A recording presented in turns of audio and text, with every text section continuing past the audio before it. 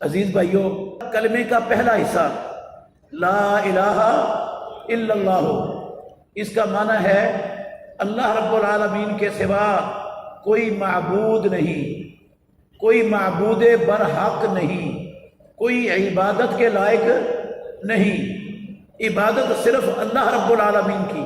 اور یہ اسلام کی اتنی بڑی بنیاد ہے، اتنی بڑی بنیاد ہے۔ اللہ رب العالمین نے نوح علیہ السلام سے لے کر محمد الرسول اللہ صلی اللہ علیہ وسلم تک جتنے بھی نبی دنیا میں بھیجے، سب نبیوں کو اللہ نے یہ بنیاد انسانوں کو سمجھانے کے لیے، سب سے پہلے یہ بنیاد سمجھانے کے لیے بھیجا۔ یہ تو ہم سب جانتے ہیں کہ ہر نبی کا جو کلمہ ہوتا تھا اس کا پہلا جز کیا ہوتا تھا؟ لا الہ الا اللہ۔ اور ہر نبی نے سب سے پہلے اپنی اپنی امت کے سامنے جس بات کو پیش کیا، سب سے پہلے وہ یہی تھی کہ اللہ رب العالمین کے سوا کوئی عبادت کے لائق نہیں ہے۔ اور قرآن مجید ہے نا، قرآن مجید ہے میرے بھائیوں، کتنی اہم بنیاد ہے یہ۔ قرآن مجید کی 6200 سے کچھ اوپر آیتیں ہیں صحیح گنتی کے مطابق۔ ان 6200 سے کچھ اوپر آیتوں میں سے قرآن کی ایک بھی آیت ایسی نہیں ہے جس آیت میں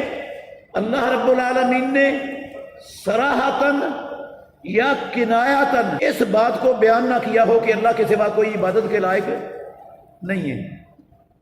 ہر آیت صراحتاً یا کنایاتاً یہ مسئلہ بیان کرتی ہے، یہ سمجھاتی ہے، اللہ کے بندوں کو یہ پیغام دیتی ہے کہ اللہ کے سوا کوئی عبادت کے لائق نہیں ہے۔ کس نے کہی ہے یہ بات؟ میری نہیں ہے، قرآن میں لکھا ہوا ہے۔ اللہ فرماتے ہیں الف لام را کتاب احکمت آیاتہ ثم فصلت من لدن حکیم خبیر۔ لوگو، یہ قرآن کتاب احکمت آیاتہ، اس کی آیتوں کو اللہ نے محکم غیر منسوخ بیان کیا ہے۔ محکم ہے، یہ بڑی مضبوط ہیں، اس کی آیتوں کو مضبوط بیان کیا گیا ہے۔ ثم فصلت، پھر ان آیتوں کی تفصیل بیان کی گئی ہے۔ من لدن حکیم خبیر، وہ تفصیل کس کی طرف سے بیان ہوئی ہے؟ حکیم اور خبیر رب العالمین کی طرف سے۔ آیتیں اللہ نے اس کتاب کی محکم بیان کی، پھر ان کی تفصیل بھی خود رب العالمین نے بیان کی۔ وہ تفصیل کیا ہے؟ قرآن کی ان محکم آیتوں کی اللہ نے کہا اللہ تعبدوا الا اللہ۔ قرآن مجید کی پوری آیتوں کی تفصیل جو حکیم و خبیر نے بیان کی ہے وہ یہ ہے کہ تم اللہ رب العالمین کے سوا کسی کی عبادت نہ کرو۔ قرآن کی ایک آیت جو تفصیل سمجھانے کے لیے آئی، وہ کوئی معمولی بات ہوگی میرے بھائیوں؟ ہر نبی کو اللہ نے جس کا حکم دیا کہ لوگوں کو یہ سمجھاؤ، وہ کوئی معمولی بات ہوگی؟ اور یہ اتنی بڑی بنیاد ہے، اگر اس بنیاد میں خلل آ گیا نا، خلل، اللہ کی عبادت صرف اللہ کی میں اگر خلل آ گیا تو میرے بھائیوں اسلام پورے کا پورا ختم، اسلام پورے کا پورا ختم اگر اس میں خلل آ گیا تو۔ کہاں لکھا ہوا ہے قرآن میں؟ اللہ نے فرمایا 18 پیغمبروں کے نام لیے سورہ الانعام میں، 82 83 84 85 86 87 نمبر تک ساری آیتوں میں نام لے کر کہا 18 نبیوں کے قرآن میں، ان آیتوں میں وَلَوْ أَشْرَكُوا لَحَبِطَ عَنْهُمْ مَا كَانُوا يَعْمَلُونَ۔ قرآن پڑھنے والوں، مسلمانوں، اگر میرے یہ جلیل القدر پیغمبر، نبی اور رسول یہ بھی اللہ رب العالمین کی عبادت میں اللہ کی مخلوقات میں سے کسی کو شریک بنا دیتے تو ان کی بھی ساری کی ساری نیکیاں اور سارے کے سارے اعمال ضائع اور برباد ہو جاتے۔ جتنے عمل ان انبیاء نے کیے سب کے سب ضائع ہو جاتے اگر ان سے کیا ہو جاتا؟ شرک، اللہ کی عبادت میں یہ کسی کو شریک بنا بیٹھتے۔ سورہ زمر اس کی 65 نمبر آیت میں اللہ نے فرمایا وَلَقَدْ أُوحِيَ إِلَيْكَ وَإِلَى الَّذِينَ مِنْ قَبْلِكَ لَئِنْ أَشْرَكْتَ لَيَحْبَطَنَّ عَمَلُكَ وَلَتَكُونَنَّ مِنَ الْخَاسِرِينَ۔ اے کائنات کے امام، اے سید ولد آدم، اے سرور کونین، تاجدار مدینہ سید الاولین والآخرین، آپ کی طرف بھی وحی کر دی گئی، آپ سے پہلے پیغمبروں اور رسولوں کی طرف بھی وحی کی گئی۔ کیا؟ لَإِنْ أَشْرَكْتَ، البتہ اگر آپ سے بھی اللہ رب العالمین کی عبادت میں شرک ہو گیا، لا يحبطن عملک، ضرور بھی ضرور آپ کے بھی عمل ضائع ہو جائیں گے، ولا تکونن من الخاسرین، اور ضرور بھی ضرور آپ گھاٹا پانے والوں میں ہو جاؤ گے۔ میرے محترم بھائیوں، میرے لیے اور آپ کے لیے غور کرنے والی بات یہ ہے، اگر اللہ کے ان جلیل القدر پیغمبروں اور سارے پیغمبروں کے سردار محمد الرسول اللہ صلی اللہ علیہ وسلم وہ اللہ کی عبادت میں کسی کو شریک بنا بیٹھے، ان کے سارے اعمال تو ضائع اور برباد، اور اگر میں اور آپ اللہ کی عبادت میں کسی کو شریک بنا بیٹھے تو ہمارے روزے، ہماری نمازیں، ہمارے حج، ہمارے عمرے، ہماری زکاتیں، ہماری تلاوتیں، ہمارے اعتکاف، ہماری نیکیاں وہ کام آئے گی؟ واحد چیز ہے دنیا میں، یاد رکھنا، یہ بھی واحد چیز ہے میرے بھائیوں دنیا میں، اگر اس چیز میں خرابی آ جائے تو بندے کی زندگی کی ساری نیکیاں ضائع اور برباد ہو جاتی۔ وہ ہے اللہ رب العالمین کی عبادت میں کسی کو شریک ٹھہرانا، اللہ کے سوا کسی اور کو معبود کا درجہ دے دینا۔ اور ہم نے، مسلمانوں نے، کلمہ پڑھنے والوں نے، لا علمی میں، کم علمی کی وجہ سے ہم نے اللہ رب العالمین کی عبادت میں ایک نہیں، دو نہیں، چار نہیں، بے شمار اللہ کی مخلوقات کو شریک مسلمانوں نے بنایا ہوا ہے رب کی عبادت میں۔ ہمیں پتہ بھی نہیں کہ ہم اللہ کی عبادت میں اللہ کی مخلوقات میں سے کچھ ہستیوں کو شریک بنا کے بیٹھے ہوئے ہیں، ہمیں علم بھی نہیں، پتہ بھی نہیں، جانتے بھی نہیں۔ کیوں نہیں جانتے؟ اہمیت نہیں تھی اس کی، اس اسلام کی بنیاد کی اہمیت نہیں تھی، اسلام کی اہمیت ہی نہیں ہے مسلمانوں کی نظر میں۔ کیسے ہم نے، مسلمانوں نے اللہ کی عبادت میں کیسے شریک بنایا ہوا ہے؟ ذرا غور کرنا، چار چیزیں ذہن میں رکھنی ہیں، انشاءاللہ بات آسانی سے سمجھ آ جائے گی۔ اللہ کی ذات، اللہ کی صفات، اللہ کے حقوق، اللہ کے اختیارات، چار چیزیں ہو گئیں۔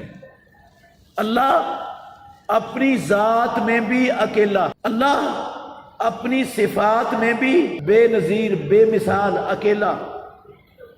پروردگار اپنے اختیارات میں بھی وحدہ لا شریک، اکیلا، وہ اپنے حقوق میں بھی اکیلا۔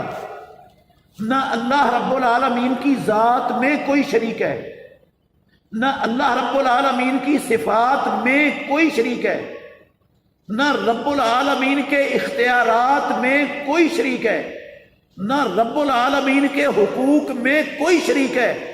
جب ہم اللہ کی ذات میں کسی کو شریک بنا لیں گے، یا پروردگار کی صفات میں کسی کو شریک بنا دیں گے، یا اللہ کے اختیارات میں کسی کو شریک بنا دیں گے، یا اللہ کے حقوق میں کسی کو شریک بنا دیں گے، تو میرے بھائیوں لا الہ الا اللہ کی نفی ہو جائے گی، عبادت صرف اللہ کی نہیں رہے گی۔ پھر جس کو ہم نے اللہ کی ذات میں شریک بنایا، اللہ کی صفات میں شریک بنایا، اللہ کے اختیارات اور حقوق میں شریک بنایا، پھر عبادت اس کی بھی ہوگی، عبادت صرف اللہ کی نہیں رہے گی۔ عبادت صرف اللہ کی کا معنی یہ ہے، اللہ کے سوا کوئی عبادت کے لائق نہیں کا مطلب یہ ہے نہ اس کی ذات میں کوئی شریک، نہ اس کی صفات میں کوئی شریک، نہ اس کے اختیارات میں کوئی شریک، نہ رب کے حقوق میں کوئی شریک۔ یہ ہے عبادت صرف اللہ کی کا مطلب۔ اگر ان میں سے کسی چیز میں شریک کر لیا میں نے یا آپ میں سے کسی بھائی نے، تو میرے بھائیوں اس نے اللہ کی عبادت میں دوسرے کو شریک کر دیا، اور زندگی کی ساری نیکیاں اور سارے اعمال ضائع ہو گئے۔ اللہ کی ذات میں شریک کیسے ہوتا ہے؟ کیسے بنایا مسلمانوں نے؟ مسلمانوں نے بھی بنایا، غیر مسلموں نے بھی بنایا۔ یہودیوں نے عزیر علیہ الصلوۃ والسلام کو اللہ کا بیٹا قرار دیا، ایسا ہی ہے۔ وقالت الیہود عزیر ابن اللہ، یہودیوں نے کہا عزیر علیہ الصلوۃ والسلام وہ اللہ کا بیٹا ہے، یہ اللہ کی ذات میں شریک ہے۔ عیسائیوں نے کہا المسیح ابن اللہ، عیسیٰ علیہ السلام اللہ کا بیٹا ہے، یہ اللہ کی ذات میں شرک ہے۔ کچھ عیسائیوں نے کہا ان اللہ ثالث ثلاثۃ، اللہ تعالیٰ تین میں سے تین چیزوں کا نام ہے، تین میں سے تیسرا ہے، تین چیزوں کا مجموعہ وہ اللہ بنتا ہے، عیسیٰ، مریم اور روح القدس، جبریل امین، تین چیزیں ملیں تو اللہ بنتا ہے۔ انہوں نے تینوں چیزوں کو اللہ کی ذات میں کیا بنا دیا؟ شریک۔ کئی عیسائیوں نے یہ تک بھی کہا کہ ان اللہ هو المسیح ابن مریم، اللہ وہی مسیح بن مریم ہے۔ یہ اللہ اور مسیح بن مریم میں کوئی فرق نہیں ہے، مسیح بن مریم اور اللہ دونوں ایک ہی چیز ہیں، الگ الگ چیزیں نہیں ہیں۔ یہ ان اللہ هو المسیح ابن مریم، جو اللہ تھا وہی مسیح بن مریم ہے۔ یہ اللہ کی ذات میں کیا ہے؟ شرک، کہ عیسیٰ علیہ السلام کو اللہ بنا دیا، عیسیٰ علیہ السلام کو اللہ کا جز بنا دیا، عیسیٰ علیہ السلام کو اللہ کا بیٹا بنا دیا، عزیر علیہ السلام کو اللہ کا بیٹا بنا دیا۔ مشرکین مکہ نے بھی ایسا ہی کیا، انہوں نے کہا فرشتے اللہ کی بیٹیاں ہیں، فرشتوں کو اللہ کی بیٹیاں بنا دیا۔ جنوں کے سرداروں کی عورتوں کو رب کی بیوی بنا دیا مشرکین مکہ نے۔ یہ اللہ کی ذات میں شرک تھا۔ اللہ نے کہا تھا صاف قل هو اللہ احد، اے محمد صلی اللہ علیہ وسلم آپ دنیا والوں کے سامنے کھول کر بیان کر دو کہ وہ اللہ ایک ہے، ایک ہے، ایک، تین چیزوں کا مجموعہ اللہ نہیں ہے، وہ اللہ ایک ہے، اپنی ذات میں ایک ہے، اکیلا ہے۔ اللہ الصمد، وہ صمد ہے، بے نیاز ہے، لم یلد، اس نے کسی کو جنم نہیں دیا، اس کی کوئی اولاد نہیں ہے، اس کا کوئی جز اور ٹکڑا نہیں ہے جو اس سے نکلا ہو، ولم یولد، اس کا کوئی مائی باپ بھی نہیں ہے، نہ اس نے کسی کو جنا نہ وہ کسی سے جنا ہوا ہے۔ یہ اللہ رب العالمین نے اپنا تعارف کروایا قرآن مجید کی اس چھوٹی سی آیت میں کہ وہ ایک ہے، اس کی اولاد نہیں، اس کا کوئی مائی باپ نہیں، وہ اکیلی ذات ہے رب العالمین۔ اچھا، یہودیوں نے، عیسائیوں نے اور مشرکین مکہ نے تو اللہ کی مخلوقات میں سے برگزیدہ ہستیوں کو، کن کو؟ برگزیدہ ترین ہستیوں کو، اب عیسیٰ علیہ السلام سے اور عزیر علیہ السلام سے، مریم اور جبریل امین سے برگزیدہ ہستیاں تو نہیں ہو سکتی تھی اس دور میں، انہوں نے ان کو اور مشرکین مکہ نے فرشتوں کو اللہ کی بیٹیاں بنایا۔ یہ فرشتے بھی اللہ کی برگزیدہ مخلوق ہیں، 24 گھنٹے رب کی عبادت میں لگے ہوئے ہیں۔ اور مسلمانوں نے اس وجہ سے نہیں کہ ان کو پتا تھا، انہوں نے بھی لا علمی میں اللہ رب العالمین کی ذات میں اللہ کی مخلوقات کو شریک بنا دیا۔ کیسے بنایا؟ مسلمانوں نے بنایا ہوا ہے۔ اللہ کے گھر میں بیٹھا ہوں، مسلمانوں کی چھپی ہوئی کتابیں بھری پڑی ہیں ان باتوں سے جو میں آپ کو سنا رہا ہوں۔ ہم نے کہا، انہوں نے کہا تھا المسیح ابن اللہ اور عزیر ابن اللہ، ہم نے امام الانبیاء محمد الرسول اللہ صلی اللہ علیہ وسلم کے بارے میں کہا نور من نور اللہ، نور من نور اللہ۔ انہوں نے بھی اللہ کا جز بنایا، ہم مسلمانوں نے بھی اللہ کا جز بنا دیا۔ انہوں نے بھی اپنے نبیوں کو بنایا، ہم نے ساری کائنات کے امام کو اللہ رب العالمین کے نور کا جز اور ٹکڑا بنا دیا۔ کئی لوگوں نے اس سے آگے بڑھے، کئی لوگ مسلمانوں میں لا علمی کے اندر اس سے بھی آگے بڑھے، انہوں نے کہا وہی جو مستوی عرش تھا خدا ہو کر مدینے میں اتر پڑا مصطفیٰ ہو کر۔ پہلے وہ عرش پر تھا خدا بن کر، اور پھر محمد صلی اللہ علیہ وسلم کی شکل میں وہ مدینے میں نمودار ہو گیا۔ کیا امام الانبیاء محمد الرسول اللہ صلی اللہ علیہ وسلم کو اللہ کی ذات میں شریک بنایا کہ نہیں بنایا؟